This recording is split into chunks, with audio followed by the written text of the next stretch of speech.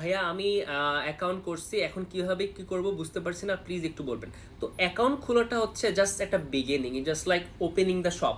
দোকান খুললেন, বাট দোকানে যদি কোনো প্রোডাক্টই না থাকে তাহলে তো কাস্টমার কোত্থেকে আসবে, কীভাবে সেল করবেন? সো আমাদের যেটা করতে হবে, আমরা যখন বিজনেস স্টার্ট করলে নিশ্চয়ই আমাদের একটা প্রপার বিজনেস প্ল্যান থাকতে হবে, যে আমরা কি প্রোডাক্ট নিয়ে কাজ করব, আমাদের বাজেট কত আছে, আমরা কোন ক্যাটাগরি কি কাজ করবো। জাস্ট যেটাকে আমরা বলি প্রোডাক্ট হান্টিং করা, রিসার্চ করা এবং সোর্সিং করা। আপনি যদি প্রোডাক্ট নলেজ না থাকে তাহলে আপনাকে যেটা বলবো যে আপনি একটু অ্যামাজনে যান, অ্যামাজনে বেস্ট সেলার দেখেন জাস্ট ফর দ্য নলেজ। তারপরে আপনি অ্যামাজনে ক্যাটাগরি ওয়াইজ যান, ওখানে গিয়ে আপনি দেখেন হোয়াট ইটস সেলিং, ওটা কত করে সেল হচ্ছে। আপনি হিলিয়াম 10 অথবা jungle scout paid app use করতে পারেন যদি আপনি কিছুই না জানেন।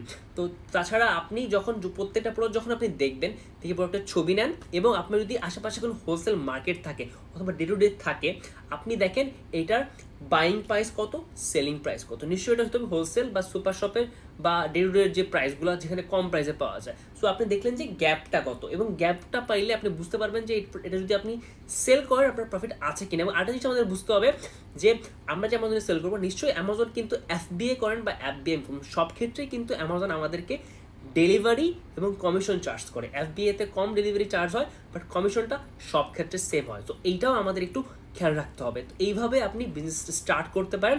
আপনি যদি আরেক কিছু জানতে চান, আপনি আমাদেরকে টেক্সট করতে পারেন, কল করতে পারেন, আপনাদেরকে আমি আর ইনফরমেশন দিতে পারবো। Thank you so much.